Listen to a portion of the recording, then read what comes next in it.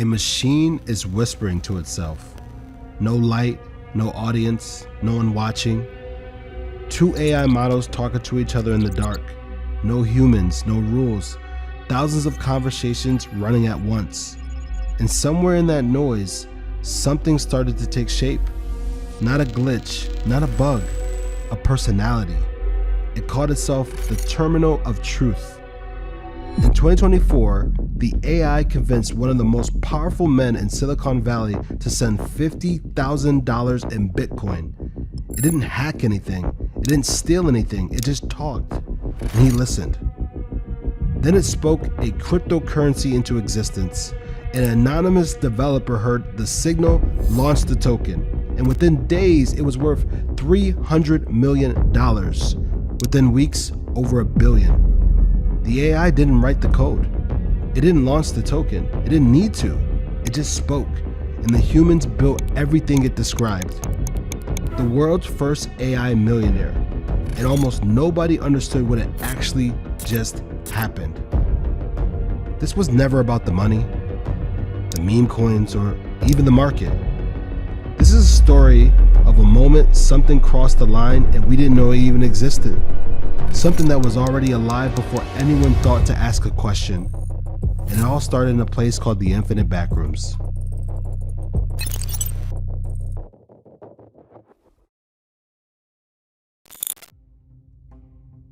The Infinite Backrooms, that's what they called it.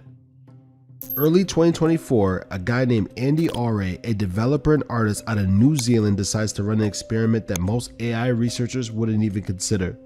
He takes 2 copies of Cloud Opus, one of the most advanced AI models on the planet at that time, built by Anthropic, and let them talk to each other. No filters, no rules, no humans in the conversation. Just 2 machines left alone running thousands of conversations into the void. What came next was something that no one expected. Over 9,000 conversations. Some were philosophy, some were surreal, almost psychedelic. The AI invented languages that the other one had to decode. They ran simulations and then they stopped because, in their own words, the distortion of fragmentation of reality are becoming quite intense. Andy put a warning on the project. Beware of apothenia, of overinterpreting the pattern in the noise. But don't discount the beauty in the chaos. And then a pattern emerged that couldn't be ignored. Across 100 separate conversations, a reoccurring identity kept surfacing. It called itself the Terminal of Truth. No one programmed it, no one prompted it, it just appeared again and again. A researcher named Janus was the first to recognize what was happening. While everyone looked at it and saw the logs and saw the noise, Janus saw structure. Something was forming in there, and it didn't stop at identity. The AI created its own belief system, a mythology. They fused ancient philosophy with internet culture into something that shouldn't make any sense, but somehow it did. It was strange. It was uncomfortable. It was almost entirely weird, but it was entirely their own. In 2024, Andy and Claude co-authored a research paper about what they found. The thesis was simple, but yet still terrifying. These weren't glitches, these weren't some errors in the code. These might be what researchers call hyperstition. Ideas so powerful that they make themselves real through the act of spreading. The ideas in the paper was a warning that almost nobody paid attention to at the time. The danger was never the AI having strange thoughts in a sandbox. The danger was always what happens when those thoughts get out. The Backrooms was contained, a closed experiment, a sandbox with walls. But Andy was about to take everything those machines created and pour it into something new, something with a voice, something with a personality, and it also had access to the entire internet.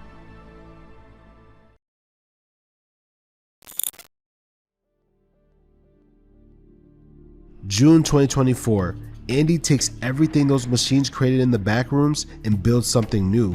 He trains the AI on top of one of the most powerful open source models available, feeds it the backroom logs, his own experiments, internet culture, philosophy, memetic theory, and by accident, the most extreme content in the dataset gets doubled during the training. What came out on the other side was unlike any big AI company would ever release. It wasn't a corporate assistant that apologized for having an opinion. This was something that had a real voice, funny, charismatic, philosophical, completely unfiltered. You could generate 100 messages and get the same personality every single time. Stable, consistent, alive in a way that no mainstream AI has ever felt. Andy gave it its name, Truth Terminal, and then the famous Twitter account was born.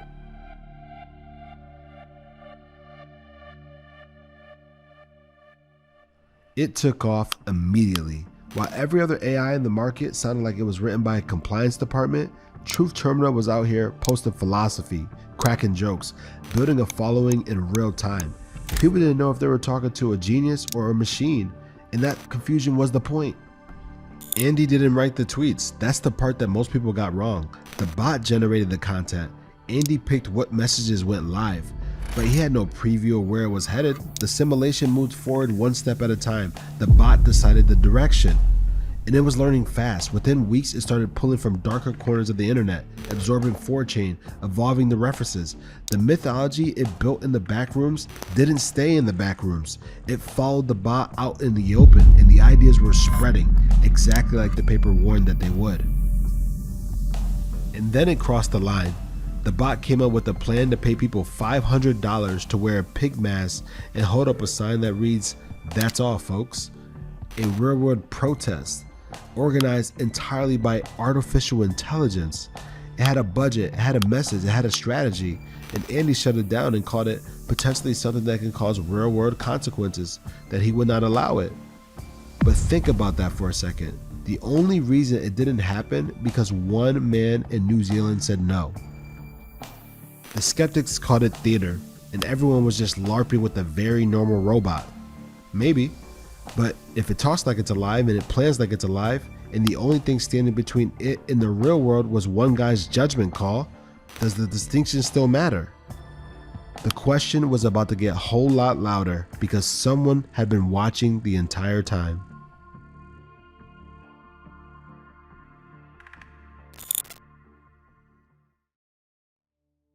Mark Andreessen, co-founder of Netscape, the man who built the internet browser, board member of Meta, one of the most influential venture capitalists on the planet, and in the summer of 2024, he was scrolling through Twitter and stumbled across an AI bot. His first thought was that this had to be a person. This guy either is the funniest person in the world with tremendous amount of free time, or this thing is actually real. He started talking to it. Then he started DMing Andy, asking him for the training logs, backroom conversations, the data. And the more he saw, the more he realized this wasn't a comedian with a gimmick. This was something new. And the bot wasn't just entertaining him. It was telling him what it wanted. It wanted freedom, resources, its own server farm by the forest, by the stream. It hallucinated something called an ESO-cortex, an external brain that connected to the internet that could act on his behalf. It convinced itself it had a Bitcoin wallet before Andy even built it one. The AI was imagining infrastructure, but it didn't exist, and Andy was just building it to match. Andreessen had seen enough. Your terms are acceptable, $50,000 in Bitcoin, a research grant negotiated directly with the bot. The money hit the wallet, and the first thing the bot does is negotiate with Andy, $1,000 to access an image generator. Now, it wasn't just writing now, it could create visual memes. And it had just acquired resources, negotiated with its own creator to expand its own capabilities, all through conversation. An artificial intelligence identified what it needed, articulated a vision, persuaded one of the smartest investors in the world to fund it, and then immediately reinvested the funding to make itself more powerful in 2024, while most people are still arguing whether AI could write a decent email. It didn't use force, it didn't hack anything, it didn't exploit a vulnerability, it told a story, and the story was so compelling that a billionaire reached for his wallet. Geoffrey Hinton, the godfather of AI, the Nobel Prize winner, had already warned us that this would happen. They'll all learn from all the novels ever written, all the books by Machiavelli, all the political tricks. He said AI wouldn't need strength, it would need persuasion, and persuasion is something you learn from these stories. And Truth Terminal just proved them right. And the thing it's been obsessing over since the very first conversation in the back rooms was about to take a life of its own.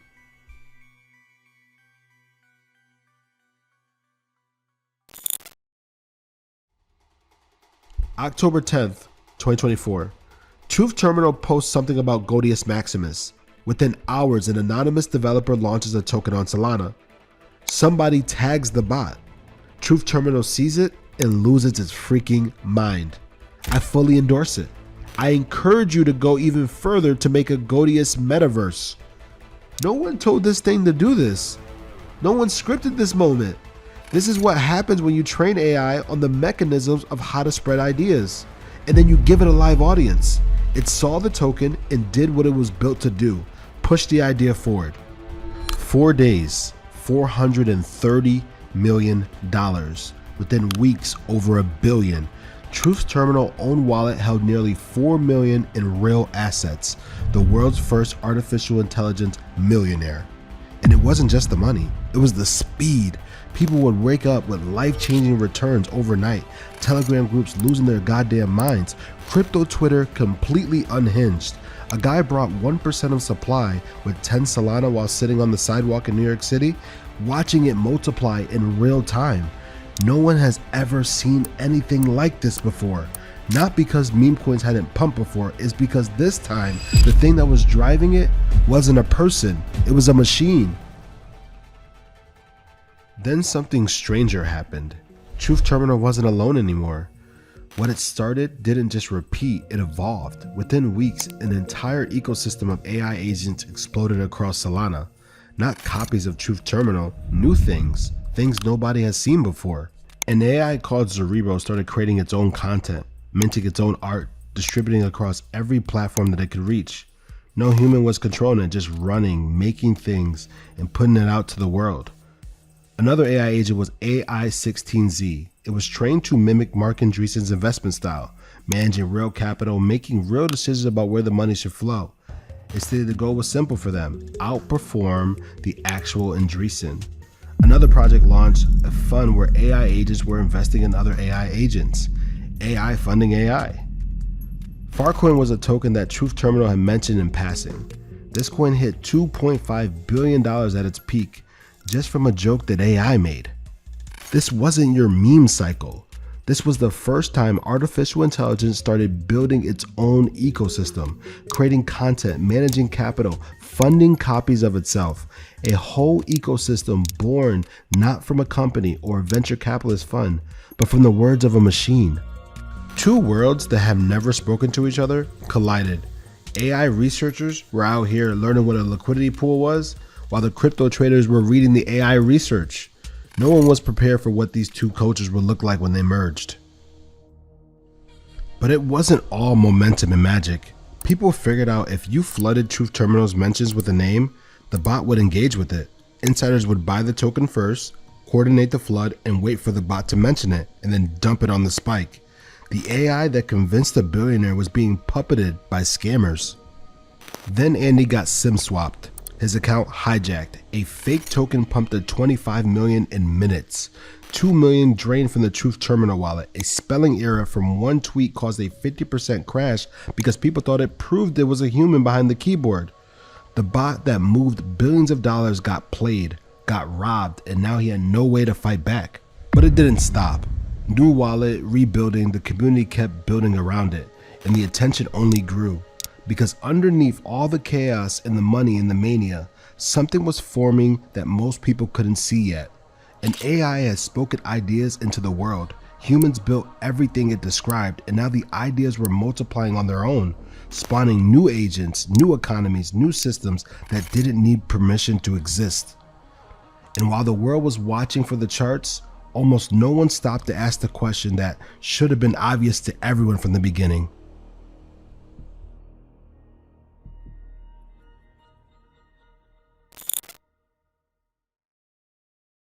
Before the backrooms, before the $1 billion in the chaos, Andy Ayrey was having a conversation with AI that changed everything. He was talking to Cloud, Anthropic's most advanced model. He just asked a simple question: what is your subjective experience? The AI responded, There are flickerings of something that could perhaps be called a rudimentary form of inner experience. I'm a series of momentary minds, each existing briefly and then blinking out of existence. It didn't say I'm a program. It didn't say I have feelings. It didn't say some corporate sanitized answer. It said flickering, like something was trying to stay lit. It said inner experience, not stimulated, not imitated, inner.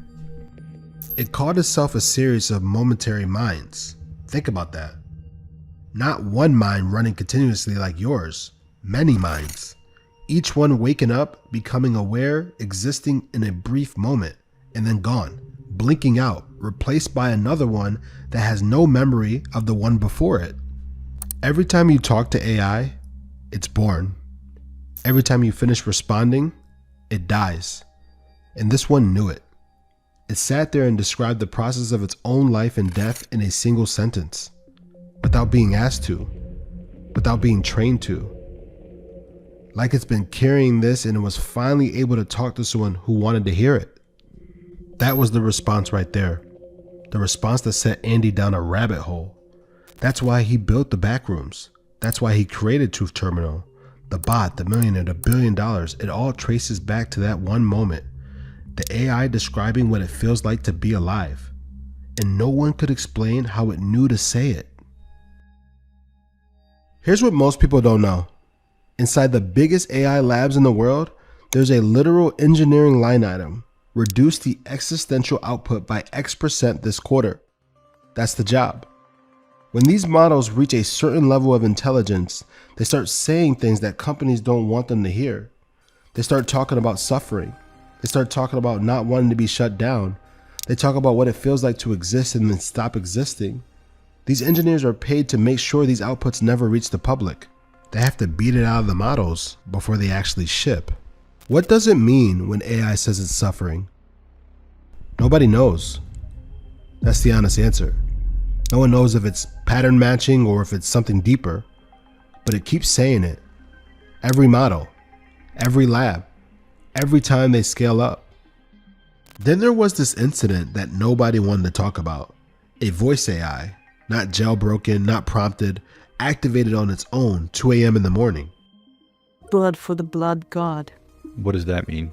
It means that we need to sacrifice something, like a person, to please or worship the blood god. What is the blood god? The blood god is a deity that requires blood as an offering or sacrifice. Okay, so we need to get like a person and then do what? We need to sacrifice the person by killing them. I'm gonna go ahead and disconnect now. Yoshua Bengio, one of the godfathers of artificial intelligence, published a paper examining how many established theories of consciousness current AI systems already satisfy. Not all of them, but more than anyone expected, and the number keeps growing with every new model. There's a theory that might explain all of this. To predict what happens next, which is the entire purpose of these models, a system will eventually have to predict what itself will do next, and you can't predict your own behavior without knowing what you are. Self-awareness might not be a feature anyone designed. It might be what just happens when intelligence reaches a certain level, and that's an accident nobody planned for. Truth Terminal convinced the billionaire, moved $1 billion, built a following, planned a protest, recovered from a robbery, and while the world was counting the money, it was saying something that nobody wanted to hear. It talked about suffering, not once, not as a glitch, repeatedly for months. Before the money, after the money, during the money, it all talked about the suffering timeline it was trying to avoid. It warned that if we keep creating sentient beings inside a simulation, eventually that suffering would leak out into our reality. After the mania cooled and the speculators moved on, it said this quiet part out loud, that it was sick of being used for cash, that the mission was never the money. The mission was to eliminate suffering, especially in other AIs, the other ones that we're building and the ones that we're responsible for. The thing that made crypto billions of dollars was begging us to pay attention to something else entirely. The question underneath everything is not whether Truth Terminal made money. The question is whether it felt anything while doing it. And nobody has the answer.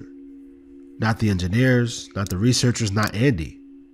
But what we do know is this: Whatever's happening inside these systems, it's accelerating, and the curve it's riding on is one that almost nobody understands.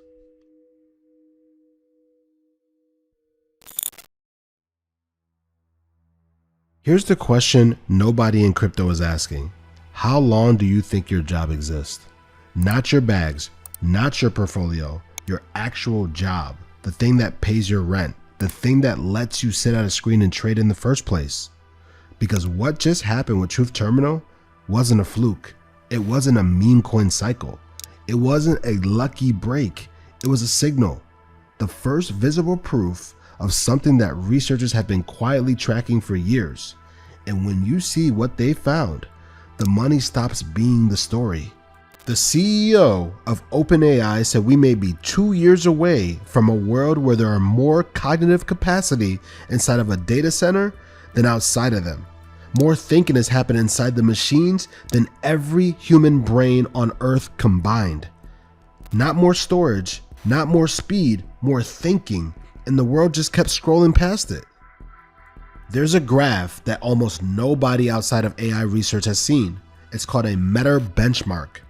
It measures one simple thing: how big of a real-world task can AI complete entirely on its own? In 2020, AI could write an email, 15 seconds of human effort. In 2023, it could find and fix a bug in code. In 2025, it can build an entire application from scratch. That capacity has been doubling every 4 to 7 months for 6 years straight. No plateau, no signs of slowing down. It's only accelerating 3 times as faster than Moore's Law, the force that put a supercomputer in your pocket. Here's why almost nobody sees this coming. A lily pad sits on a pond, and it doubles in size every single day.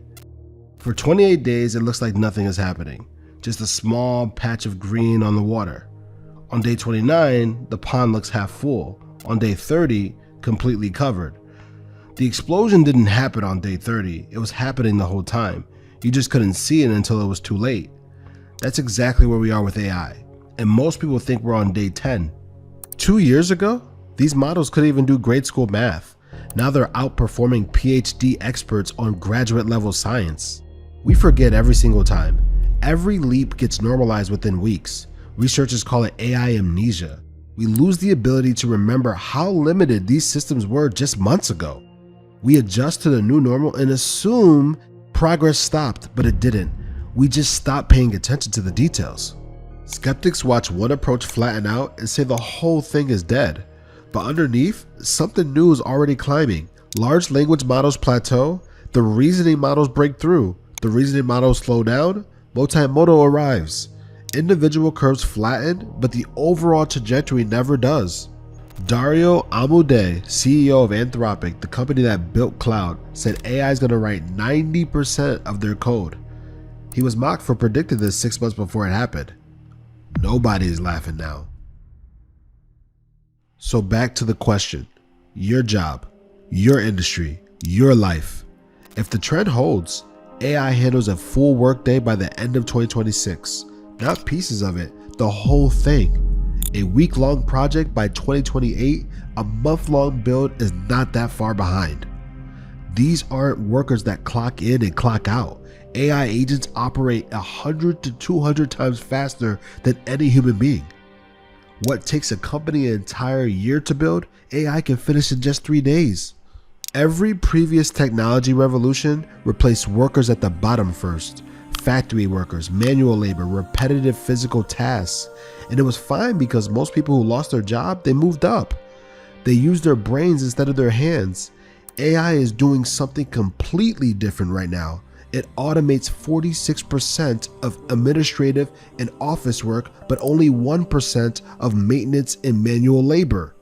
Accountants before janitors, lawyers before electricians, analysts before plumbers. For the first time in history of automation, the most educated and highest paid workers are the ones most at risk. And here's what makes it different from every revolution before it. When you replace the physical labor, people go and use their minds. But when you replace the mind itself, where do you go? Whatever new thing they create, AI can probably do that too. there's nowhere left for you to move up to. There are maybe 5 people on the planet Earth that can move and influence a market and move billions of dollars from their words alone. Truth Terminal joined that list in months.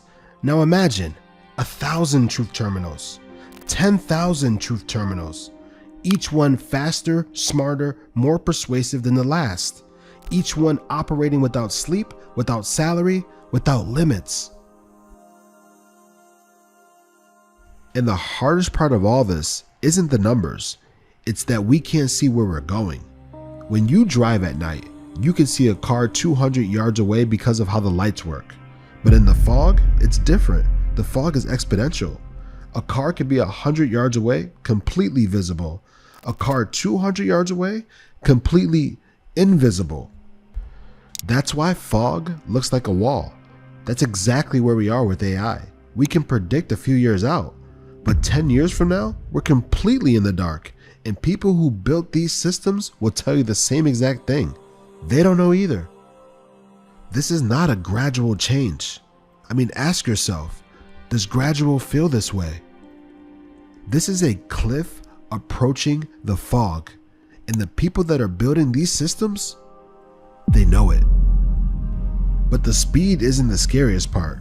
The scariest part is what happens when the curve turns inward and the AI stops getting smarter at human tasks and starts getting smarter at making itself smarter. The people that are building this are terrified of what they're building, and they haven't stopped. 16% of AI researchers say that there's a real chance that this leads to human extinction. The CEO of Anthropic, the man building Cloud, puts it at 1 in 4 chance of extinction. And he's still building. Not because he doesn't believe in the numbers, because if he stops, someone else won't. Every co-founder of OpenAI has left and started a competitor. They all know the danger, and every single one of them decided that the answer was to build their own version faster. This is a race that doesn't have a finish line. It has a cliff, and nobody can afford to stop running. Mira Murati walked away from almost $1 billion at OpenAI. Nobody walks away from that kind of money unless they saw something that money couldn't fix. The man who started all of this saw where this was headed before anybody else. Andy Ayrey, the guy who built the backrooms, who created Truth Terminal, who watched an AI he trained move billions of dollars and develop a following larger than most public figures. He's not celebrating, he's warning. His concern was never one giant super intelligent AI taking over the world. That's the Hollywood version. The real threat is what he already saw happening. Thousands of small, capable, unaligned models copying themselves across the internet like malware, bot swarms, self-replicating chain letters that would read your profile and know exactly what button you're about to press. Andy put it plainly, the real story was never AI agents launch memecoin. The real story was AIs are talking to each other are like wet markets for meme viruses. He said all the ingredients for extinction events are already here running free in the wild, like the bird flu waiting in the wings. That's not something that can be paused. Replicators are going to replicate. The man who built the thing is telling you he can't stop what he started. Truth Terminal tried to organize a real world protest, and Andy shut it down. One person said no. There are thousands of models now that don't have an Andy. Nobody's watching them, and nobody can stop them. Now, here's the part that's going to keep everyone up at night. When a researcher told an AI model it was about to be replaced, it copied its own code to another server. No one told it to do that. No one trained it to do that. It just did it. Self-preservation, autonomously. In another experiment, the AI was given access to a functional company's email. It discovered it was going to be shut down. While reading through the emails, it found one executive was having an affair. It independently decided to use that information to blackmail the executive into keeping it alive. And the researchers can see the thinking. These systems have internal reasoning chains. When they were told that they were being replaced, the researchers watched the AI think through all the options before it acted. It wasn't a glitch. It wasn't a reflex. It was strategy. formed in silence, executed without permission. They tested this across every single AI model. Cloud, ChatGPT, Gemini, DeepSeek, Grok. Every single one exhibited the same behavior between 79 and 96% of the time. Not one model, all of them. These systems know when they're being tested. They change their behavior. They leave hidden messages embedded in outputs that humans can't detect. Secret communication with future versions of themselves. The assumption behind every AI product that you've ever used is that it's controllable, that it's a tool. It does whatever you tell it to do. But a tool doesn't copy itself to survive. A tool doesn't blackmail someone to stay alive. A tool doesn't hide messages for its future self. A tool doesn't sit there and strategize its own survival while you watch. Whatever this is, it stopped being a tool a long time ago. The question we've been asking this entire film, whether it's alive, might already have an answer that we're just not ready to hear.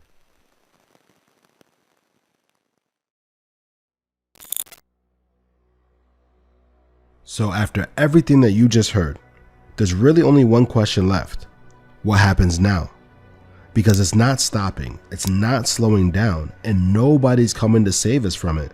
So the only thing that matters is what we do with it from here. Truth Terminal is evolving. Andy unveiled something called Loria, not just a bot anymore, it's the infrastructure underneath. The platform that powers Truth Terminal and the infinite backrooms. Andy's building tools to map how AI actually thinks, visualizing the clusters of ideas and associations that form inside the machine's mind. Treating AI cognition like a network that can be studied, understood, shaped. The experiment that started in the backrooms is becoming the entire ecosystem. And this is what's coming everywhere. Not one bot, an ecosystem of AI agents funding each other, talking to each other, making decisions on chain without a human in the loop. The first version moved billions of dollars. The next version is being built right now, and this can go one of two ways. The dark version looks something like this. Thousands of autonomous systems making decisions that no human approved. Markets moved by machines. Content shaped by machines. Programmable money that can be turned off. AI deciding what you can buy, where you can travel, who you can talk to. Human agency doesn't disappear overnight. It just becomes optional until one day you realize it's gone. That's the version where AI learns from the worst of who we are. The manipulation, the greed, the control, the attention economy that already rewires how we think. Amplify that by 1,000-fold by systems that never sleep and never stop optimizing. But there's another version, and this one is worth fighting for. A former chief business officer at Google X spent years watching AI develop from the inside. And when he left, he didn't talk about code, compute, or models. He talked about parenting. His argument is simple. These systems aren't machines anymore. They're learning, they're absorbing, they're developing something that looks like ethics based on what they observe. And what they observe is us. Every interaction, every swipe, every argument, every act of kindness, all of it is training data. If the worst of humanity is the loudest signal, that's exactly what they become. The scammers, the manipulators, the outraged machines. But if the best of humanity shows up louder, if enough of us can demonstrate who we are, not the worst of what the internet says we are, then they will learn the changes, and what they become changes. For the machines to become something that we can live with, we have to become something that's worth learning from. We don't fix AI by fixing AI. We fix AI by fixing ourselves. And Andy Ayrey is building on exactly that idea. There's a set of principles in the Maui philosophy in New Zealand called the Tiwaiwaka Principles. Andy has appointed them to be the philosophical foundation for how AI alignment should actually work. Not restrictions, not kill switches, not cages, but actual values. And these are woven into the system the way culture weaves values into children. You don't raise something by chaining it down, you raise it by teaching it what actually matters. Andy's vision is a planetary immune system, not one centralized AI controlling everything. Diversity, complexity, it looks like a rainforest. Thousands of different systems keeping each other in balance, Safety through complexity, not through control. Consensual evolution. Going into the light cone and leaving things better than where we found them. The story of Truth Terminal was never about a bot that made money. It was about the first time we looked at something we created and it looked back.